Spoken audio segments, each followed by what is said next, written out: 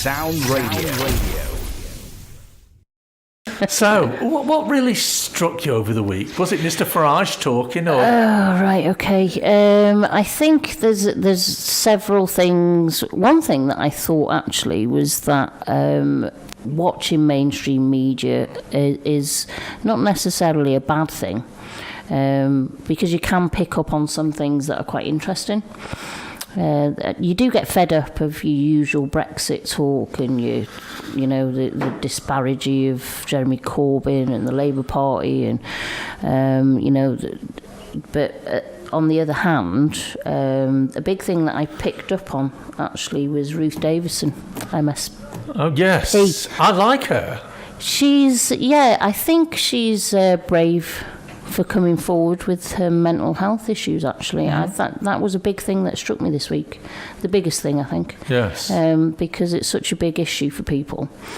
For somebody so prominent in politics to actually stand up and say that they've self-harmed, that they've had alcohol issues.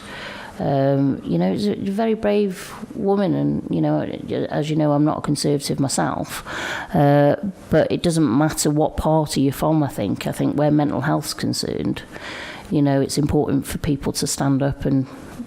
Yes, because a large proportion of people in our society do have mental health problems for one reason or another, but for such an acute problem to start to self-harm and to acknowledge that. Wow, it's big, isn't it? It is big. I just felt it was quite a big revelation, to be fair. Yes. And I'm hoping that maybe other prominent people can come forward and say the same. I mean, we've had people in sports sometimes, or people in the arts and film, but never politicians. I don't think politicians come forward and reveal things like that, do they? Is that just because the stigma? Because we think, they must be weak, they must be... Because we've got this very macho image of what politicians should be. Yeah, and do you know what? I think because I've watched Ruth Davidson a few times, because I do watch quite a bit on politics, as you know, and she does come across as quite a strong woman anyway.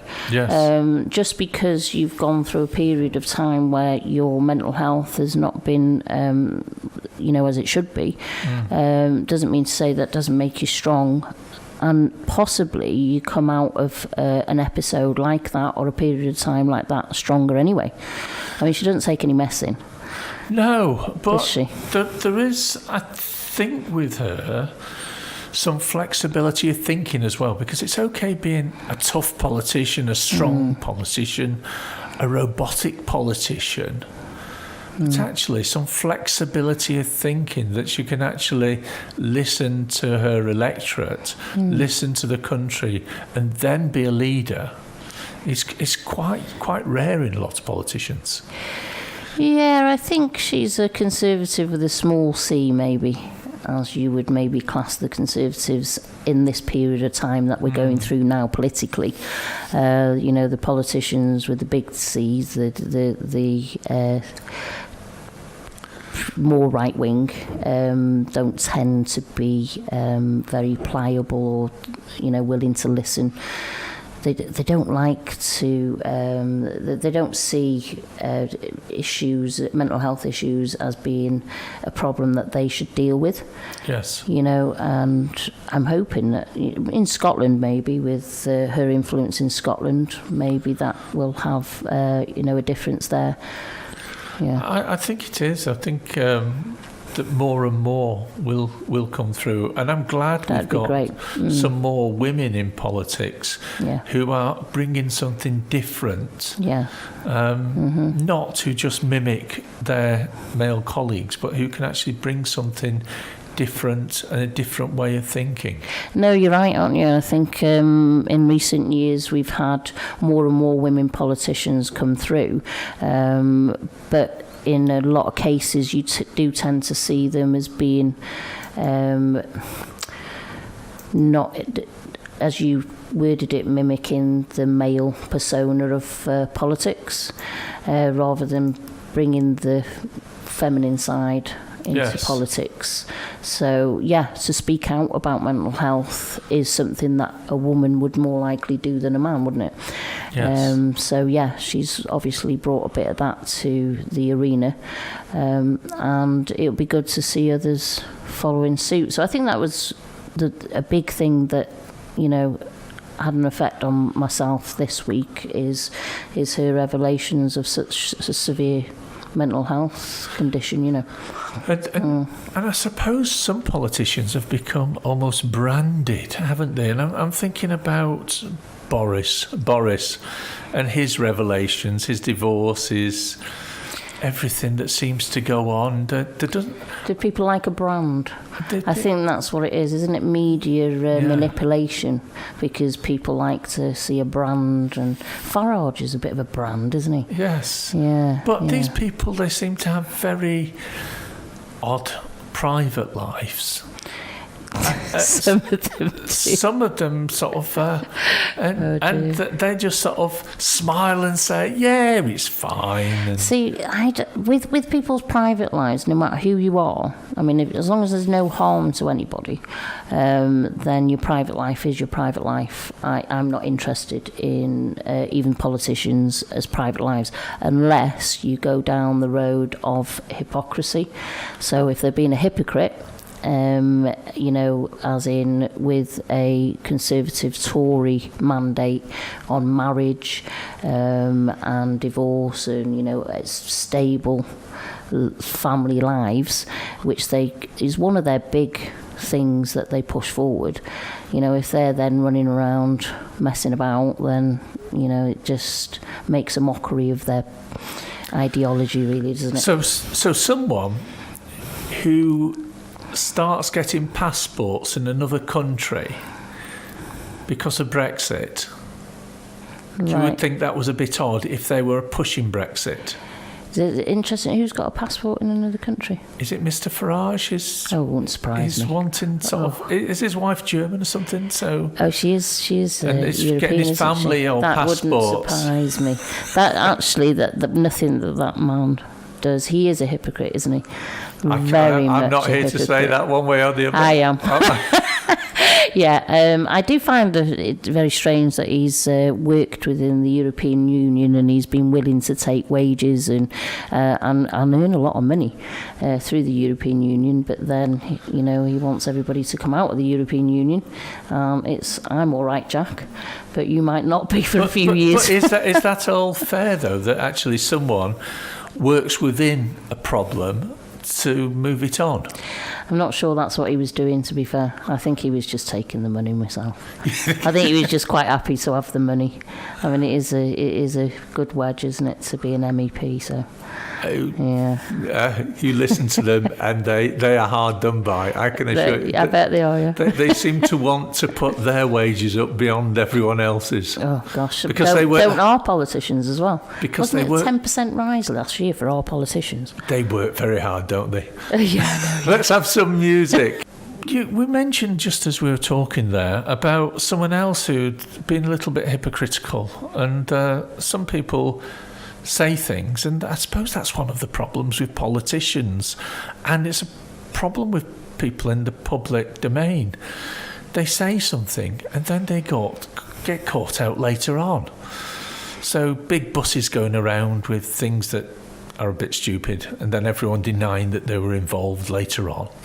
But you mentioned a celebrity who was saying not so long ago, poor people and people who don't do well financially are just failures and won't basically, I don't know. Yeah. They're no good. And Katie Hopkins, and she goes for bankruptcy, doesn't she now? Yeah, she's now going to need handouts, I think, Paul. Now, what a shame.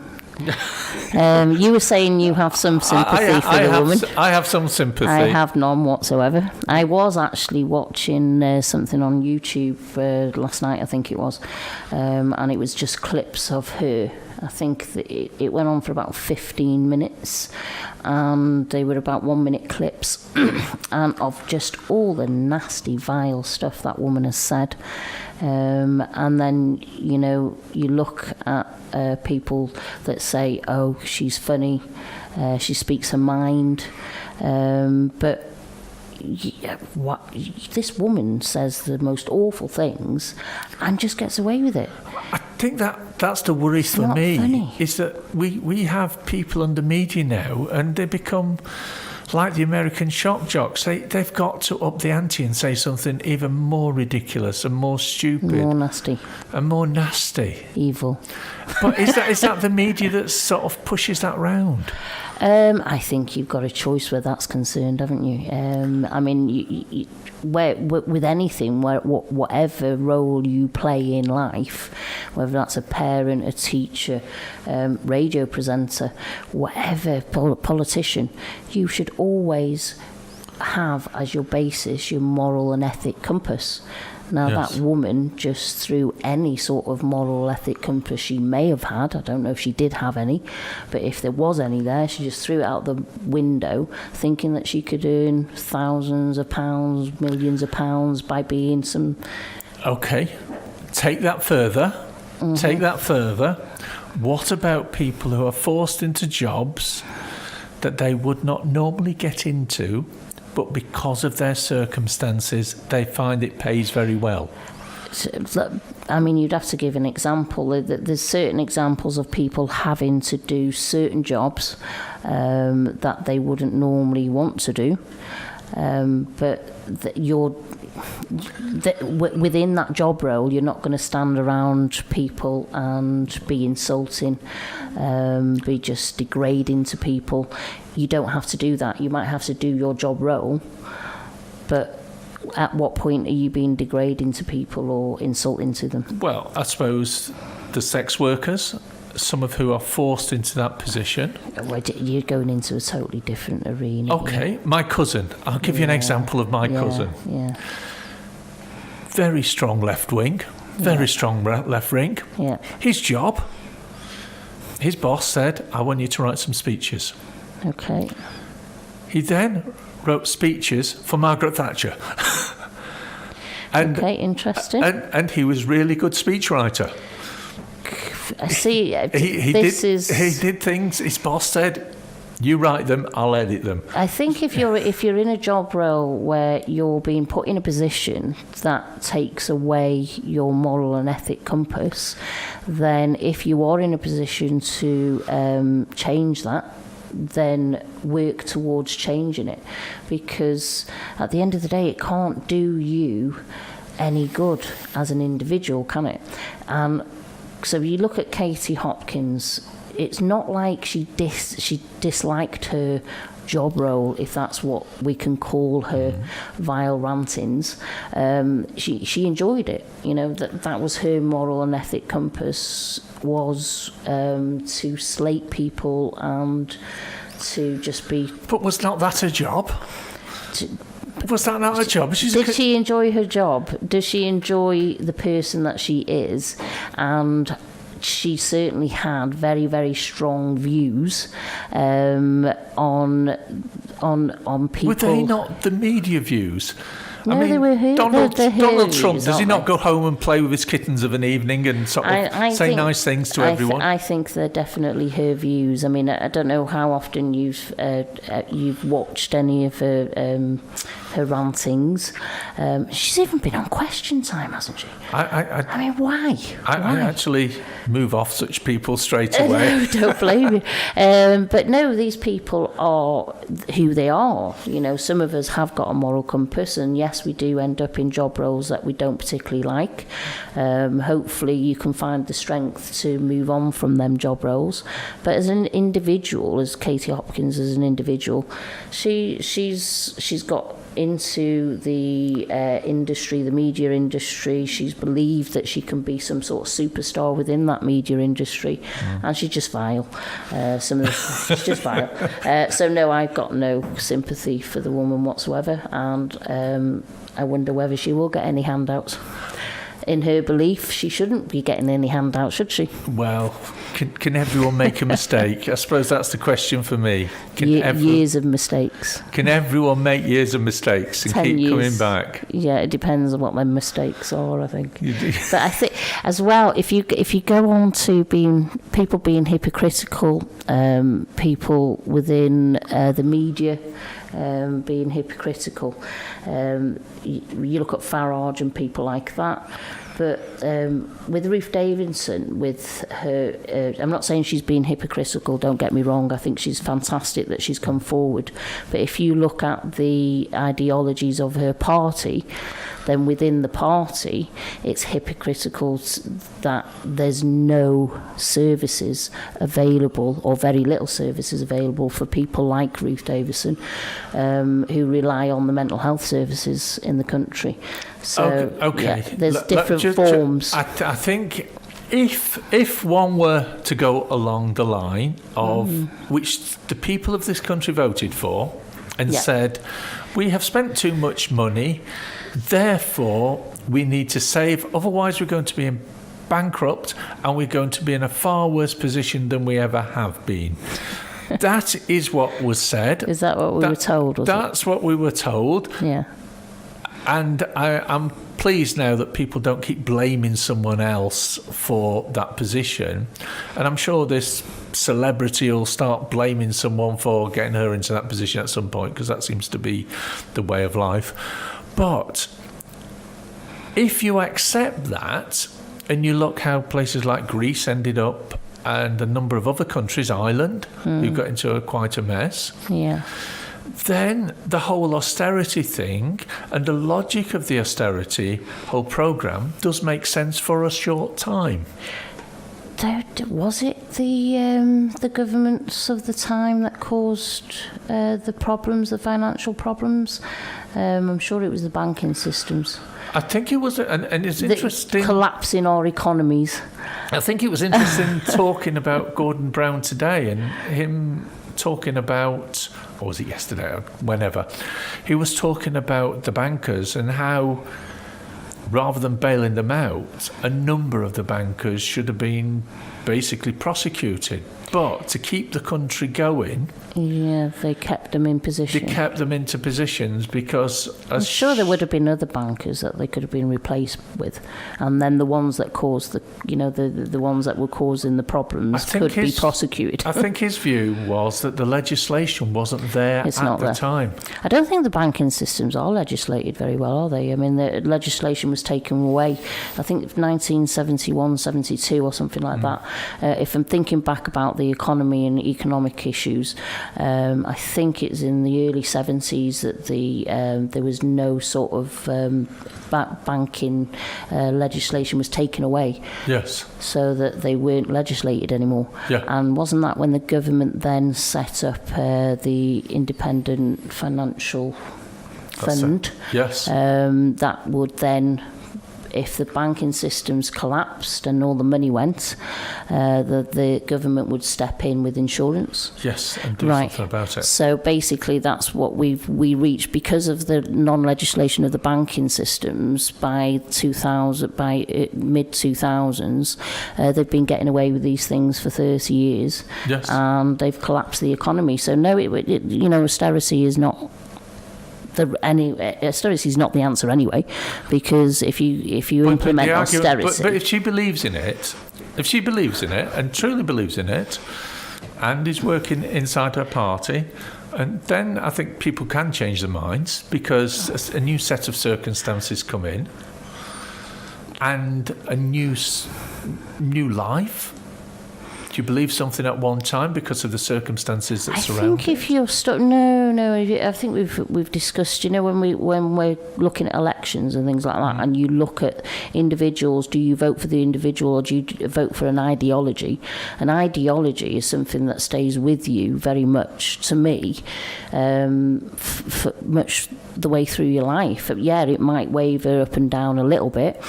But, the likes of Theresa May's government, you're not going to get a change of ideology from these guys, are you? They're not all of a sudden going to say, oh, right, let's nationalise the rail because it might, improve things. Well, it's not going to happen, is it? Let's have some music. We'll come back to that. Toal, Andrea. And we're joined now by two other guests. I'm another Paul Penlington, Denbighshire councillor. Denbighshire councillor? Yeah. And Barry Griffiths, Barry Bees. I'm a beekeeper, but I'm also a local councillor. But you love your bees first. Got to get the bees in first.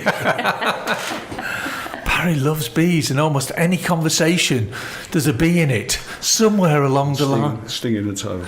Yes. We've just been talking about sort of national news and sort of what's been happening and continuity between what people are saying and what they do and their parties. So I suppose the sort of standard question Spike Milligan posed is, could you be an English officer in the British Army and actually have shares in a German military? Oh, gosh. And equally, he posed the question, could the German officers sort of buy into British aerospace and things like that as the war was going on, because whatever happened, they'd still win. I think that was his logic behind it. But we have some politicians who are... It's not the funniest thing Spike Milligan's ever said. I Big think, issues. I think he thought it was going on at the time. So, May have been. but and we're also joined by some people in Birmingham who are also listening to us. But we're talking about a whole range of local issues. So, Genesis Radio listeners, this is what's happening in North Wales coast. I brought up because you were saying, Paul, about hypocrisy within, and we're talking about politicians, because a lot of the news is sort of manipulated by all these politicians, whatever side you're on. And Ruth Davison came out this week with the mental health issues that she had, MSP, member of the Scottish Parliament. Yeah. But the party that she represents is basically had that many cuts within the mental health industry. It just, on the one hand, she's saying, it's a serious issue, I've gone through this. On the other hand, her party just cuts all the services to people for mental health issues. So that's coming down from the level that you were at there, yes. Paul, with the arms deals and things like that. It's the same at a local level. I'm a county councillor. A lot of the cuts locally are stemming from the Conservative Party in Westminster. You'll get local Conservatives sort of saying, oh, this is terrible, all these cuts, we mustn't cut this, we mustn't cut that. But if you say to them, well, it's your party that's doing it, they suddenly turn around and say, oh, let's not get political. We don't want to go down the politics road, do we? Because, Barry, you're an independent, aren't you? Me? Yes. So you can guess which party I'm with. Yeah, well, what was the question again? Because, you've got to be careful on this issue. It's got arms and legs, isn't it? It's a very local. I don't class myself as a politician. I'm just a town councillor. And so, we don't get so embroiled with... Well, I'd like to think we don't get so embroiled with party politics. And I do think that town councils can do stuff if they join forces and produce, as we've done here in this building over the last few months, a number of sort of strategic documents that the whole council agree. And you can at least defend a position then. So if the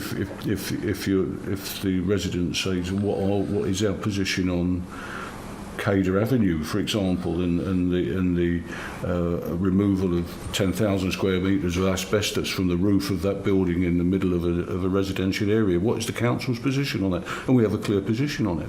And what is our position on travellers? And we have a clear position on that. So it's that come in the local council then, the asbestos? The building with the asbestos, that would come under your remit and the local council? Other than our residents would experience health and safety risk. So to remove it, that isn't under... There's national legislation governing the removal of asbestos, but obviously it's a local issue to the people that live around it, isn't it? Yeah. And so it stems back... I suppose a lot of these things will be solved when the two counties merge. Quite possibly. Other border things coming up, isn't but, I mean, it? it's a question of the scale, the economies of scale to a degree. If you keep having loads of top-heavy organisations looking at things, then the amount of juice that dribbles through is reduced. It's going to be less, isn't it? Yeah. Of course, yeah. But coming back onto the issue of asbestos, it's not really an issue of asbestos. It is an issue of the extent to which we've got a virtually empty industrial estate in Kinmel Bay, and we've got a very large... Is that T. Clywed? what's it called? Ticlewyd. Ticlewyd. And we've got a very large industrial building in the middle of a densely populated residential area. That's got asbestos in the roof. It was originally used for added value local employment. So you'd have 150 or so local people when it was Elizabeth Ann, Johnson British Woodcraft, parking inside the factory fence and all that sort of stuff. Oh, I know. But over the years, just over the bridge, of course, yeah, I know what you We've mean got the now. same issue in Prestatyn, at the far end of Prestatyn, the old Quicksafe offices, the little warehouses there, which are basically constructed out of asbestos. Nobody wants to take on the responsibility of moving them because of the cost base. They're huge buildings, the walls, the ceiling, everything, the roof, all asbestos. The problem is the cost of removing this stuff. So who owns these buildings? Who owns the land? Is that the problem for moving Prestatyn, forward with private it? ownership in Prestatyn. Private ownership. Is that the same in Kinmel Bay? and I think Kinmel Bay one? the issue is not so much. We can easily get lured, like a lot of these issues, you get sidetracked into things like what are the issues with travellers and what are the issues with this place. At the moment, we have a community health and safety concern that all this asbestos is being removed in the middle of a residential area, and there are lots of different observations on it. But the issue really is the extent to which the factory in its condition should still be safeguarded under planning for industrial use of this type, when there are large areas on the industrial estate which could and should be used. It's got appropriate infrastructure. So how much responsibility comes from the local planning section? That's an issue that you've been looking at. In part, sometimes it requires the process to be kick-started by a point of view. And if we're saying, look, you know, I'm sure, and quite rightly, the county would be quite content to stick with the status quo. And it requires someone to say, is status quo appropriate in this situation, or should we be really revisiting some of the assumptions that are riding on this? So, 20 odd years ago, there was a thriving, great big factory, and it was doing really well. And then, for whatever reason, it closed. And over the years, it's progressively declined and oscillated down to become an eyesore, a neglected building. Are you saying that brownfield sites should be given over to housing, or are you saying that brownfield sites should be brought back into use for what they were originally intended? Well, I'm because as you say, there's loads of these sites that were once industrial, but they just want to wreck and ruin it. I don't think it's really for me to decide on that, because if it were converted to starter units, which is the intimated intention, I could see that being extremely valuable to the community. Small units where, if you go down my road where I live, almost at least half the people living there run businesses from home. They may be music technicians, or they serve different industries, do a bit of software, manufacture stuff. And they could probably benefit from a local small unit which was serviced for Is this run privately? Is this in the private sector, or is it private, in the private sector? But you'd feed into that from something like. Is consultations being done with the community then about that? About the reef, what they might like to see done there? Of course. Yeah? There's a lot of consultation. I don't know if it's what's like for you in Denbighshire. They consult on everything, and 99 times out of 100 the consultation means nothing over the day. Do you get feedback? That's right. The issue of when you a lot of these things are integrated, and maybe they don't all stand on their own 2 feet, but it requires you to have a look and think to yourself. Now, individual, if I was just, like I am, a resident, I might say, well, it's not in my backyard, I don't really mind. If I live across the road from the place and I can't get proper parking access, I'd be happy if I could get proper parking access. But is there a longer term future that makes a bit more sense in a wider context? How do you get feedback on that then? If you look at yourself as a local councillor and you, Paul, as a county councillor, so you've got that particular issue. I'm county, so. But whatever issues going on in your area, which is of interest to people, is how do they then feed back to you guys as their representatives and say, well, I'd like to see this going on with that particular building. Well, or if you've got the gypsy issue, like we say, where there's travelling community issue, what feedback do you get from local people? I get a lot of direct contact from residents. I've been a councillor for a while now, so people know who I am and where I am. I'll get phone calls, emails, Facebook contacts. I do go out quite a lot. You're the same, Barry. Do you get community.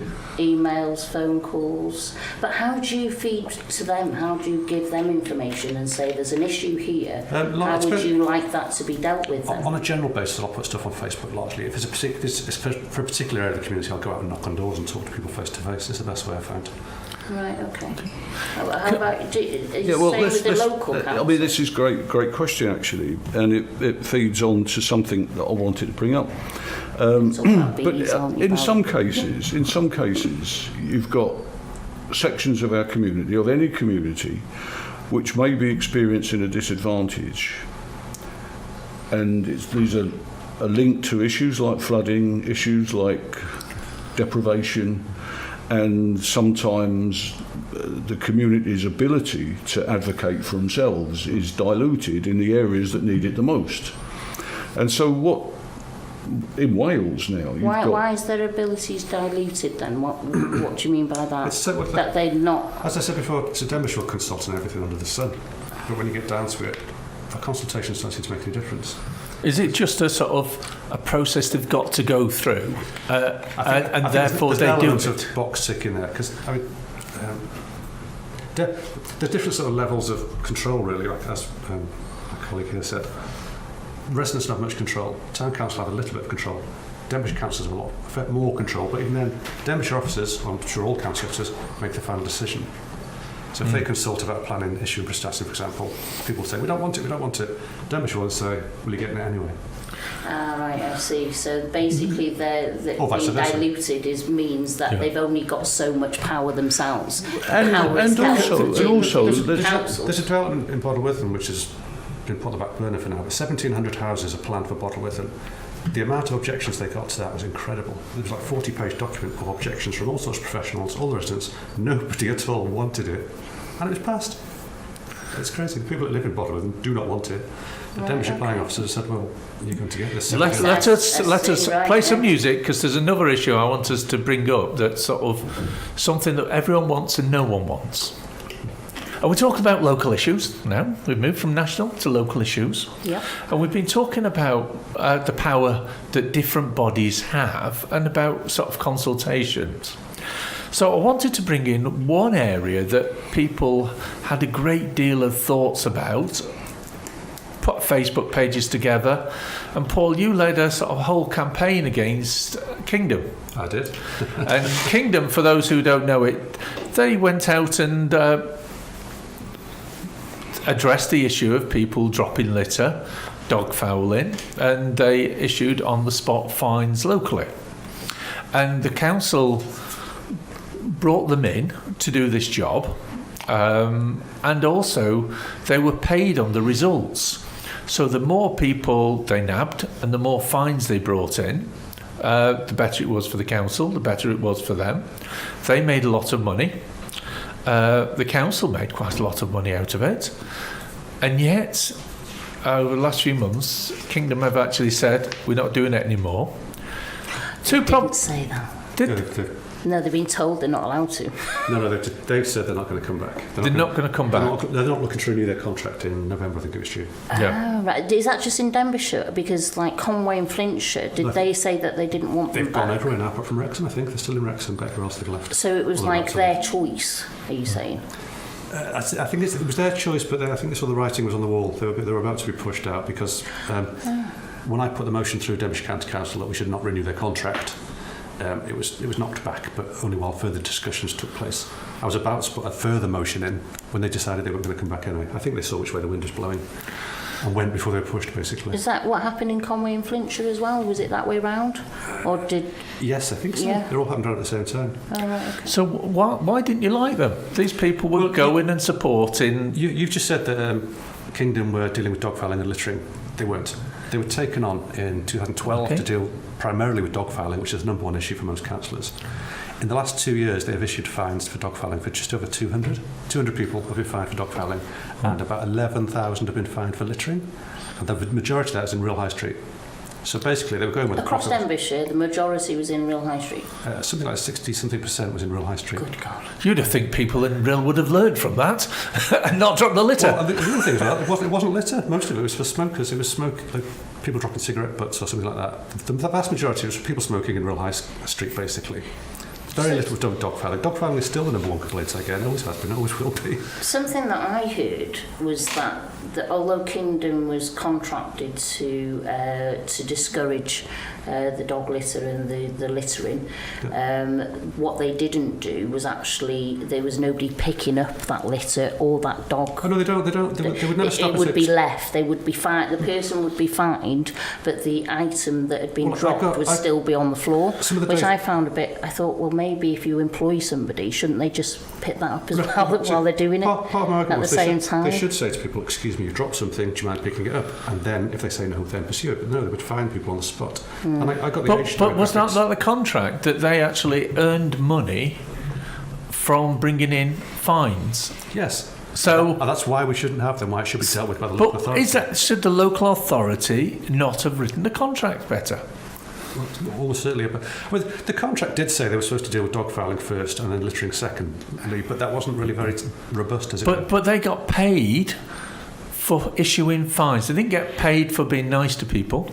And they didn't get paid, apparently, in their contract to pick any litter You know. up. So basically, services were cut. They were working according to their contract, and as a profit-making organisation, they did exactly what they were meant to do and make profits, which Yes. is why we shouldn't have taken it in the first place. No, We should totally. be focusing on meeting the needs of our residents, not making profits. You know, all for the them. profit. That's a bit that radical. all the profit that Kingdom made. Yeah.